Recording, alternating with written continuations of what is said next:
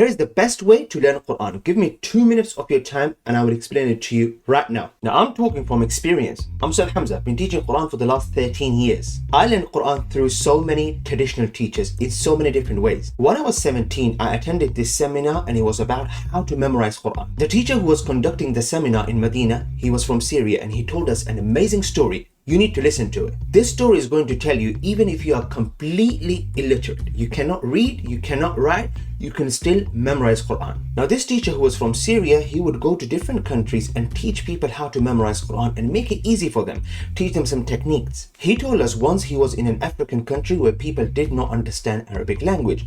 So he had a translator with him, and he had a massive gathering of students who were Quran students. So he was just teaching them how to memorize Quran in an easier way. Now while he was doing that under a tree, there was a shepherd who came by and he heard Quran and he loved Quran and he wanted to become a Muslim. So he became Muslim.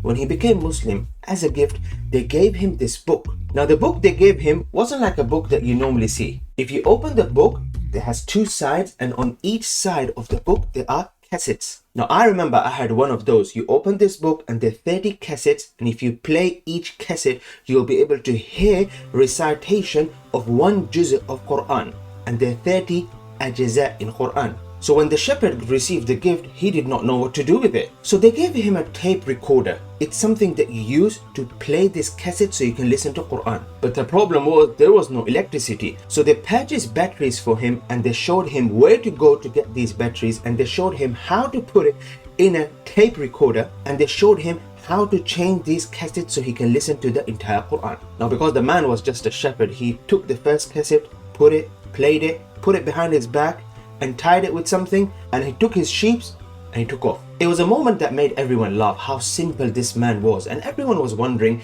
you know what, at least he'll be able to hear Quran unlimited. They realized in a seminar like this they cannot really teach him how to read, and it'll take ages to teach him how to read because Arabic is not his first language. Not only that, this man never ever learned how to read and write any language. Now the Syrian teacher tells us that he went back to the same country after 7 years, and he went back to the same place, and the tree was gone, and there was a big masjid there, and everything changed. There were roads and everything became modernized. And so he was telling us that when he conducted the seminar after 7 years, it was very different, and people were different. Everyone changed. People had mobile phones. Now while this Syrian teacher conducting seminar and teaching people again, he had this man rushing in and telling everyone to move out of the way. It looked like this man had a problem with people gathering and learning, and he wanted to attack someone. It was that same man who was the shepherd, who did not know how to read and write.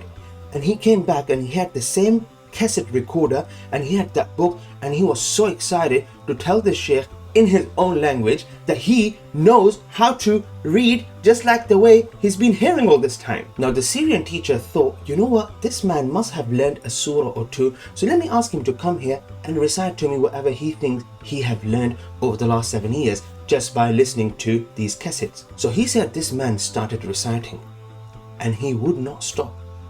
So we had to put the seminar on hold because this man literally knew the entire Quran. So they listened to some part of his Quran.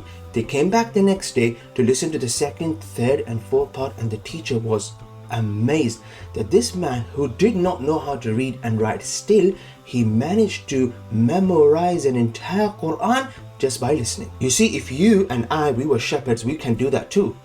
I'm just joking. So believe me when I tell you, the best way to learn Quran is just by listening and imitating. But listen to this. Things have changed, we have changed, and everything has changed. Now, we're not here to discuss good change or bad change. I'm here to tell you the best way to learn Quran in 2024. Let me put an example in front of you. If you go to a village, there are no road signs. There's no stop sign. There are no traffic lights. But if you live in a city, there are traffic lights, there are road signs everywhere, there are cameras everywhere, so they can give you a ticket. Now you don't walk around telling everyone, remove these signs, we don't need traffic lights. You just simply obey the rules and you just make sure you don't speed up so you don't get a ticket. Now just like that, the way we learn Quran has changed, and there is a reason behind it. Now at the time of the beloved Prophet Muhammad sallallahu alaihi wasallam, there were no printed Qurans like you see nowadays. People simply sat down, they heard Quran, they memorized it, and they would go and teach to other people.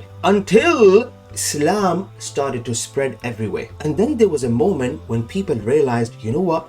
There might be a time when we don't have enough people who have memorized Quran off by heart who will sit there and teach other people. And so they started to write Quran. The way Quran was written 1400 years ago is nothing like you see Quran right now. So the way Quran is written right now, think of it like modern symbols, modern Arabic language that you can look at and you can learn how to read, and you can recite Quran if you learn these symbols. Now that doesn't mean you don't need a teacher, but it becomes easier for you to understand some symbols, and then you can just follow these symbols and read. Now these symbols are called Arabic letters. Guys, I've been teaching for over 13 years, and I'm telling you, there are so many people who recite Quran but they still read Arabic letters wrong. If you're reading your Arabic letters wrong, you are definitely reciting Quran wrong. Now look, I learned these Arabic letters in a very traditional way. Sit down, read. This is lam, lam, lam, lam. Go home, come back. What letter is this?